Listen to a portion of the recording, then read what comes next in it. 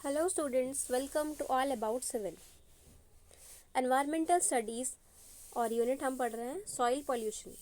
तो soil pollution का last topic हम पढ़ रहे हैं सॉलिड वेस्ट मैनेजमेंट, जो कि एक सबसे इम्पॉर्टेंट टॉपिक है।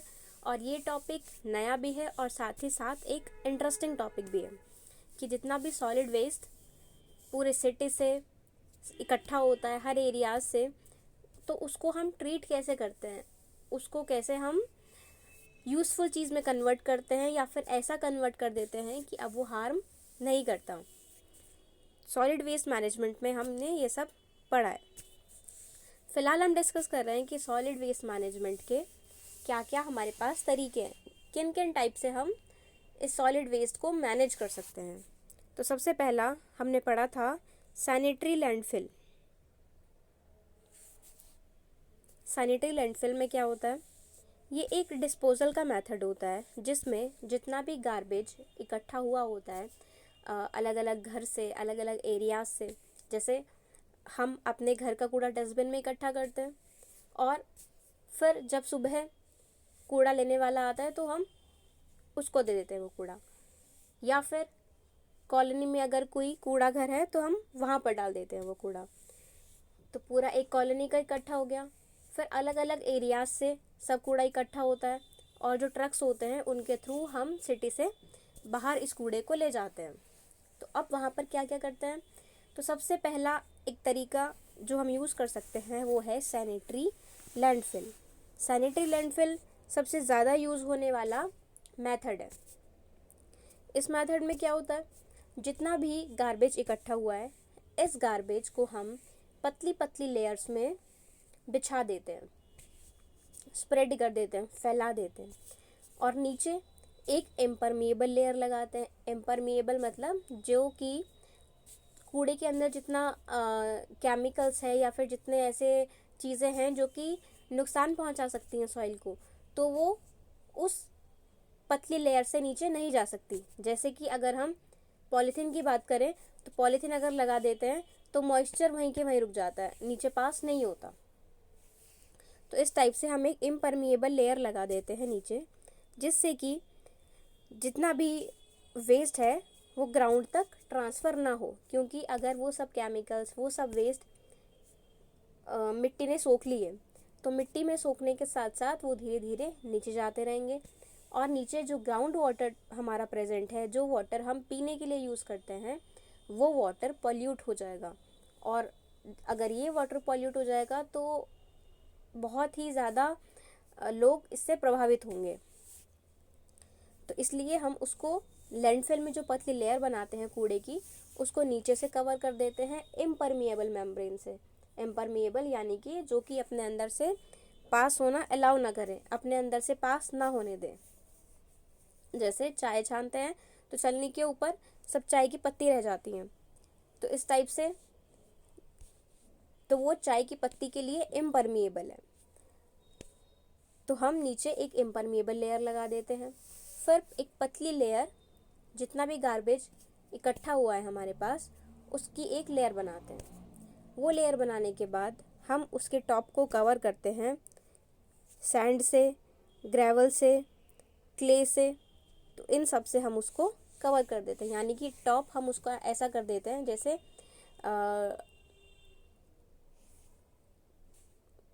जैसे हम कोई भी डेड बॉडी दफनाते हैं तो उसके बाद मिट्टी डाल देते हैं ऊपर से, तो ग्राउंड बिल्कुल प्लेन हो जाता है।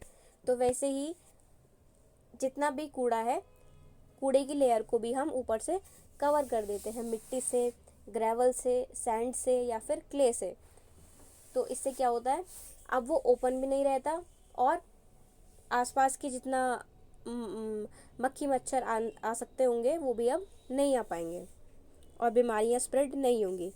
तो ये जो तरीका है, इस तरीके का नाम है सैनिटरी लैंडफिल। अगर हम जितना भी कूड़ा इकट्ठा हुआ है उसको हम इस तरीके से यूटिलाइज़ कर रहे हैं, इस तरीके से हमने उसको ट्रीट कर दिया, अब ये कूड़ा नुकसान नहीं पहुंचा रहा है, तो इस तरीके को हम बोलते हैं सैनिटरी लैंडफिल।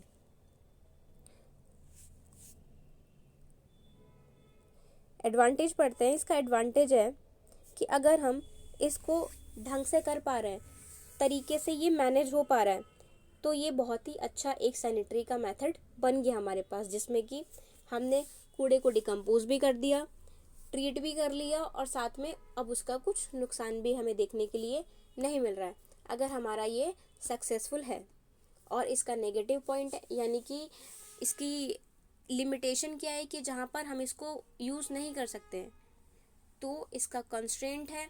इसका डिसएडवांटेज ये है कि इसके लिए सैनिटरी लैंडफिल के लिए हमें बहुत ज़्यादा एरिया रिक्वायर्ड होता है, काफ़ी लंबा एरिया हमें चाहिए, और अगर हमें वो एरिया नहीं मिल पा रहा है तो हमारा लिए ये मेथड बेकार है, क्योंकि हम अगर मोटी लेयर बनाएंगे तो हमारे लिए दिक्कत की बात है, पतली लेयर होनी चाहिए बिल्कुल।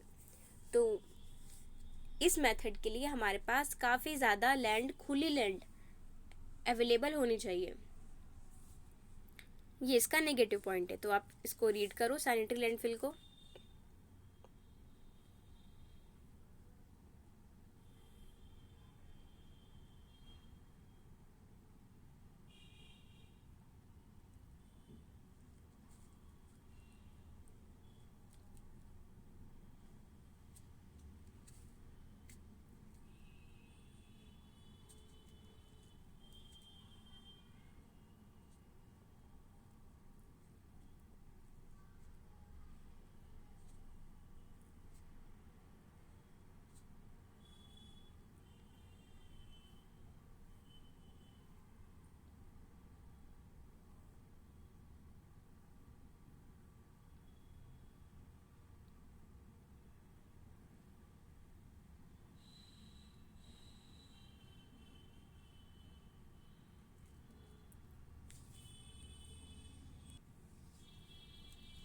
एडवांटेज के बाद कंस्ट्रेंट हम पढ़ चुके हैं कि इसके लिए बहुत बड़ा एरिया हमें चाहिए। तो सैनिटरी लैंडफिल यहाँ से हमें बिल्कुल क्लियर है कि पतली पतली लेयर बना देते हैं, नीचे इम्परमेबल मेम्ब्रेन लगाते हैं जो कि किसी भी केमिकल या फिर किसी भी कंटामिनेंट को ग्राउंड वाटर तक पहुँचने नहीं देते हैं, और टॉप को हम ग्रेवल सैंड से कवर कर देते हैं। इसके बाद नेक्स्ट मेथड है हमारे पास इंसाइनरेशन। इंसाइनरेशन, अब इंसाइनरेशन में क्या होता है, जितना भी सॉलिड वेस्ट होता है हम इसको बर्न कर देते हैं, हम इसको जला देते हैं। तो ये मेथड आपने देखा होगा, घरों के आसपास भी काफ़ी लोग करते हैं, सब इकट्ठा करके कूड़े को जला देते हैं। इंडिविजुअली भी कर सकते हैं हम ये काम। म्यूनिसिपैलिटी, अगर कूड़ा बहुत ज़्यादा हो गया और हमारे पास और कोई मेथड नहीं है उस कूड़े को डिकम्पोज करने का, तो म्यूनिसिपल वाले भी ये काम करते हैं कि सब कूड़ा इकट्ठा करके उसको जला देते हैं। This method involves the burning of solid waste at high temperature until the waste are turned into ashes। अब इस मेथड में क्या होता है, इस मेथड में हम सॉलिड्स को बर्न कर देते हैं, सॉलिड्स को जला देते हैं बहुत ही हाई टेम्परेचर पर, जब तक ये जो कूड़ा जल के राख नहीं बन जाता, एशेस बन जाते हैं, मतलब राख बन जाता है। Incinerators are made in such a way that they do not give off extreme amounts of heat when burning solid waste। अब जो इंसिनरेटर्स होते हैं इनको हम ऐसा बनाते हैं कि ये ज़्यादा हीट नहीं निकालते अपने अंदर से, ज़्यादा हीट इनसे डेवलप नहीं होती है, सिर्फ कूड़ा जल के ऐश में कन्वर्ट हो जाता है, राख में कन्वर्ट हो जाता है, ज़्यादा हीट नहीं निकलती है इसमें से सॉलिड वेस्ट को बर्न करते हुए। Incinerators that recycle heat energy through furnace and boilers are called waste to energy plants। अब ऐसे इंसाइनरेटर्स जो कि हीट एनर्जी यूज़ करके, फर्नेस में जो हीट एनर्जी बन रही है और बॉयलर को यूज़ करके हम कूड़े को जला दे रहे हैं, तो इसको हम वेस्ट टू एनर्जी प्लांट भी बोलते हैं, क्योंकि वेस्ट है, वेस्ट को हमने एनर्जी में कन्वर्ट कर दिया। अब जितनी भी हीट निकली है, थोड़ी बहुत ही तो हीट है ही हमारे पास, तो हमने वेस्ट को हीट में कन्वर्ट कर दिया है। तो इंसाइनरेटर्स को हम बोलते हैं waste to energy plants. These waste to energy systems are more expensive to set up and operate compared to plain incinerators because they require special equipment and controls, highly skilled technical personnel and auxiliary fuel system. अब ये जो waste to energy system होते हैं ये काफ़ी महंगे होते हैं, महंगे मशीनरीज भी महंगी होती हैं और इनको सेटअप करना भी, मतलब लगाना, ऑपरेट कराना भी काफ़ी महंगा पड़ जाता है। अब नॉर्मल इंसाइनरेटर्स को हम नॉर्मली यूज़ कर सकते हैं, लेकिन जो वेस्ट टू एनर्जी प्लांट्स हैं, अब यहाँ पर ज़्यादा एनर्जी प्रोड्यूस हो रही है। इंसाइनरेटर्स जो है सिंपल, वहाँ पर हीट कम निकल रही है, कूड़े को हम राख में बदल दे रहे हैं। लेकिन जो वेस्ट टू एनर्जी प्लांट्स हैं उनका बेसिक पर्पज़ ही यही है कि जितना वेस्ट है हम उसको हीट एनर्जी में कन्वर्ट करा देते हैं। क्योंकि देखो, हमने पढ़ा था सॉलिड वेस्ट मैनेजमेंट में, हम इस टाइप का डिकम्पोजिशन करते हैं कि जो कूड़ा है उसको हम किसी यूज़फुल चीज़ में बदल सकें। तो अब यहाँ पर जितना भी वेस्ट है हमने उसको कन्वर्ट कर दिया है हीट एनर्जी में। तो वेस्ट टू एनर्जी प्लांट्स, अब वेस्ट टू एनर्जी प्लांट्स काफ़ी महंगे सेटअप होते हैं और साथ में ऑपरेशन कॉस्ट भी इनकी काफ़ी ज़्यादा हाई होती है, यानी कि जो मेंटेन करना, अब इसके लिए जो लेबर चाहिए वो काफ़ी महंगे मिलती है क्योंकि स्किल्ड चाहिए। आप ऐसा नहीं है कि किसी को भी बोल दो कि स्टार्ट कर दो। जिन्होंने ये सीखा है कि किस तरीके से हम इंसिनरेशन प्रोसेस करा सकते हैं तो वही बंदा ऑपरेट करा सकता है। तो हाईली स्किल्ड लेबर चाहिए, साथ में जितनी भी मशीनरी है उसको कंट्रोल करना आना चाहिए कि अगर कुछ दिक्कत आ रही है तो हम कैसे उसको सही कर सकते हैं, कंट्रोल करना आना चाहिए। और इसमें जो फ्यूल है उसको भी हमें मेंटेनेंस की आवश्यकता पड़ती है। तो इसलिए वेस्ट टू एनर्जी प्लांट्स थोड़े से कॉस्टली होते हैं। कॉस्टली इसी वजह से हैं क्योंकि प्रॉपर हमें लेबर्स भी चाहिए, लेबर के साथ में हमें फ्यूल जो है उसका भी मेंटेनेंस सही होना चाहिए और साथ में ऐसे बंदे चाहिए जो कि इक्विपमेंट को मैनेज कर पाए, ऐसे टेक्नीशियन चाहिए। तो हमने ये इंसाइनरेशन पढ़ा है। This method of solid waste management can be done by individuals. अब ये जो मेथड है ये इंडिविजुअल्स भी कर सकते हैं, यानी कि हम अपने घर के लिए भी कर सकते हैं, म्यूनिसिपैलिटीज़ एंड इवन इंस्टीट्यूशंस। अलग अलग म्यूनिसिपैलिटीज़ हैं अलग अलग शहर की, वो अपना अपना कूड़ा जला सकते हैं। और साथ में अगर कोई इंस्टीट्यूशन है, कोई फैक्ट्री है या फिर कोई ऑर्गेनाइजेशन है तो वो सब भी अपना कूड़ा इकट्ठा करके जला सकते हैं। तो ये तरीका सब लोग कर लेते हैं। The good thing about this method is the fact that it reduces the volume of waste up to 20 और 30% ऑफ द ओरिजिनल वॉल्यूम। इस मेथड की अच्छी बात हमारे पास ये है कि इस मेथड को जब हम यूज़ करते हैं तो वॉल्यूम कूड़े की कम हो जाती है। सोचो आप, जब एक ट्रक भर के कूड़ा जाएगा और जब हम उसको जला देंगे तो कितनी सी अमाउंट राख की बनेगी। इसका अंदाज़ा हम लगा सकते हैं कि जब हम लकड़ी जलाते हैं, लकड़ियाँ कितनी बड़ी बड़ी होती हैं, जब वो पूरी जला देते हैं तो उसके बाद जो राख बचती है, राख कितनी कम होती है। राख से हम अंदाज़ा नहीं लगा सकते ना कि कितनी बड़ी लकड़ियाँ रही होंगी। तो अब इस चीज़ का क्या मतलब है कि जितना भी वॉल्यूम लकड़ी का था अब उस वॉल्यूम का बहुत कम रह गया, यानी कि बहुत ही कम पोर्शन ऐसा है जो कि अब राख की फॉर्म में बचा है।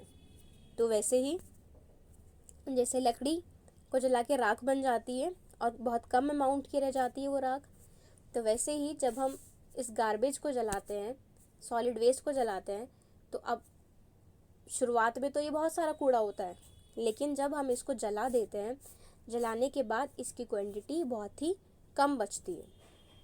अब ये कम क्वालिटी बची है, कम क्वांटिटी बची है, तो इसलिए हमारे लिए यूज़फुल है क्योंकि जितना सारा कूड़ा शुरुआत में था अब उसका बहुत ही कम परसेंटेज रह गया है। अब देखो आप 20 से 30% ओरिजिनल वॉल्यूम कम हो जाता है। आप इसका अंदाज़ा इस बात से लगा सकते हो कि अगर हम सैनिटरी लैंडफिल करते तो पतली पतली लेयर के लिए हमें एक ट्रक के लिए कितना सारा एरिया चाहिए होता, लेकिन यहाँ पर फ़ायदा क्या है, अगर हम उसको जला देते हैं तो ज़्यादा एरिया की भी ज़रूरत नहीं पड़ेगी और जो जला के राख होगी वो बहुत कम होगी, हम उस राख को किसी और चीज़ में यूज़ कर सकते हैं। तो एक बार आप रीड करो, फिर हम इसके एडवांटेज और डिसएडवांटेज देखेंगे। इंसाइनरेशन,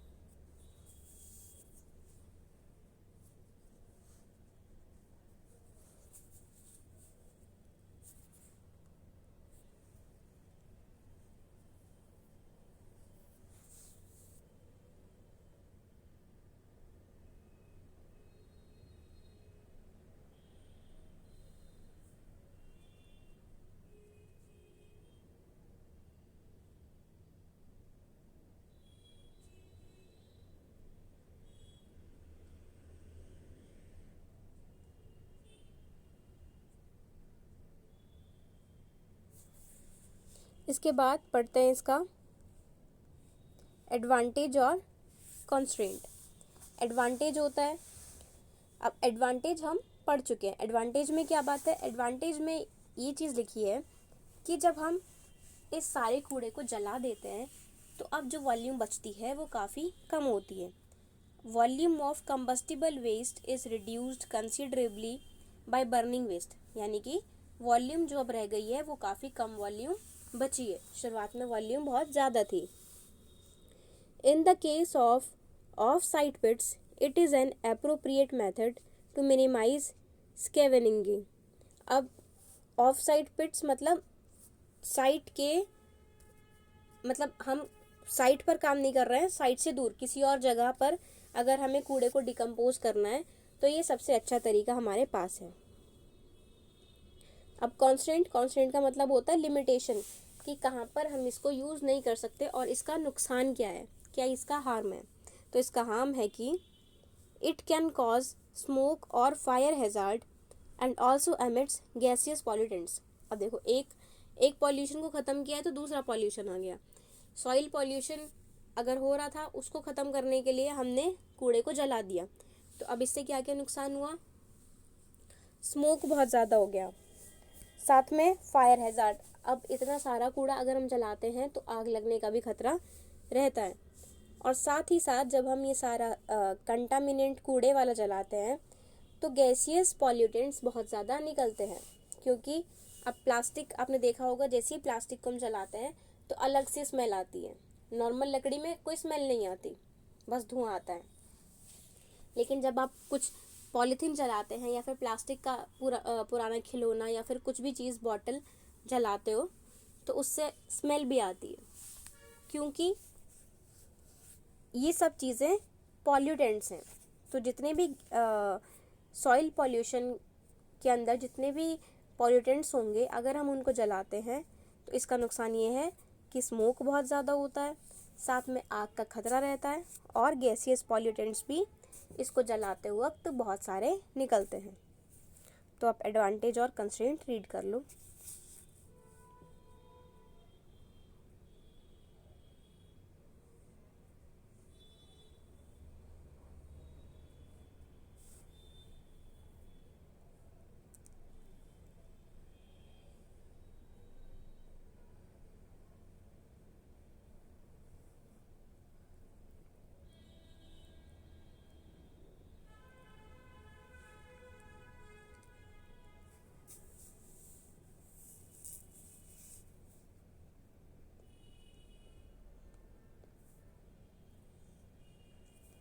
ओके, एडवांटेज और लिमिटेशन हमने पढ़ ली है। नेक्स्ट हम पढ़ते हैं, नेक्स्ट है हमारे पास रिकवरी एंड रिसाइकलिंग। तो रिसाइकलिंग ऐसा वर्ड है, आपने 5th-6th से पढ़ लिया होगा। रिसाइकलिंग का मतलब होता है कोई भी ऐसी चीज़ जिसका यूज़ हमने कर लिया, अब उसके बाद हम उसको किसी और चीज़ में कन्वर्ट कर दें जो कि फिर से यूज़ हो सके। जैसे कि पेपर वाइट, हम एक कॉपी यूज़ करते हैं, बिल्कुल फेयर कॉपी जिसका पेपर वाइट होता है। उसके बाद जैसे रद्दी वाला आता है तो हम पुरानी बुक्स कॉपीज़ दे देते हैं, कुछ पैसे में मिल जाते हैं उससे। तो वो सब क्या करते हैं, वो सब वाइट पेपर ले जाते हैं और उसको जाके फिर रिसाइकलिंग के लिए रिसाइकलिंग की फैक्ट्री में दे देते हैं। तो रिसाइकलिंग की फैक्ट्री में क्या होता है, उसके अंदर थोड़ा सा कलर डाल के हम रफ़ कॉपी बना देते हैं। रफ़ कॉपी अब कैसी होती है, ना तो बिल्कुल ही डल कलर होता है और ना ही एकदम नई की तरह वाइट होती है, उसको हम बोलते हैं सेमी रफ़। तो ये है पेपर की रिसाइकलिंग। ऐसे ही हर चीज़ की रिसाइकलिंग होती है। तो जब भी हम किसी भी चीज़ को अगर यूज़ कर चुके हैं, उसके बाद उसको नेक्स्ट यूज़ हो उसका, यानी कि दोबारा से बाद में ऐसा कन्वर्ट कर दें कि उसको किसी और चीज़ में हम यूज़ कर सकें, तो इसको हम बोलते हैं रिसाइकलिंग। रिसाइकलिंग और recovery of resources is the process of taking useful but discarded items for the next use. अब रिसाइकलिंग में क्या होता है, रिसाइकलिंग में हम ये करते हैं कि जितने भी डिस्कार्डेड आइटम्स हैं, डिस्कार्डेड मतलब कि जितने भी यूज़ हो चुके, जितने भी चीज़ें यूज़ हो चुकी, अब हमने उनको वेस्ट मानकर निकाल दिया। तो ऐसी चीज़ों को जब हम नेक्स्ट यूज़ के लिए निकाल देते हैं, जैसे कि प्लास्टिक बैग हो गया, टिन हो गया, ग्लास हुआ, कंटेनर्स हुए, are often recycled automatically in many situations, they are likely to be scarce commodities. अब जितने भी प्लास्टिक बैग्स हैं, टिन्स हैं, ग्लास हैं, कंटेनर हैं, इन सब को ज़्यादातर हम रिसाइकल करते हैं ज़्यादातर केस में, क्योंकि ये स्कार्स कमोडिटीज़ हैं, यानी कि ये कमोडिटीज़ बहुत कम मिलती हैं। जैसे टिन हो गया या ग्लास हो गया तो हम इनको रिसाइकल कर लेते हैं। Traditionally these items are processed and cleaned before they are recycled. तो ज़्यादातर हम क्या करते हैं, जब भी रिसाइकलिंग के लिए भेजते हैं तो हम उन प्रोडक्ट्स को पहले क्लीन कर लेते हैं, यानी कि उनकी सफाई कर लेते हैं रिसाइकल करने से पहले। The process aims at reducing energy loss, consumption of new material and reduction of landfills. अब हम इसकी सफाई इसलिए करते हैं, एक तो इसमें कम एनर्जी लगेगी, एनर्जी लॉस हमारे पास कम होगा, साथ में नया मटेरियल कम यूज़ होगा, और रिडक्शन ऑफ लैंडफिल्स, यानी कि जितना हम लैंडफिल बना रहे थे, अब जितना कूड़ा बहुत ज़्यादा हो गया तो मैं लैंडफिल बनाना पड़ रहा था, लेयर बनानी पड़ रही थी, तो अब हमें वो काम भी नहीं करना पड़ेगा। The most developed countries follow a strong tradition of recycling to lower volume of waste.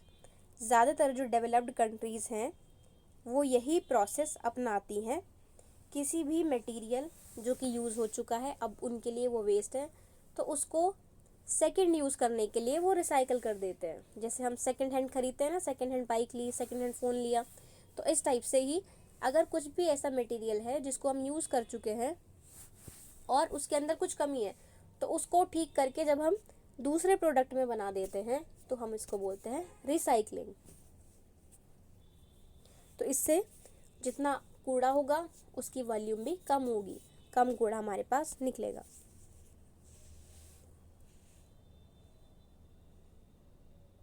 तो आप रिकवरी एंड रिसाइकलिंग को रीड करो।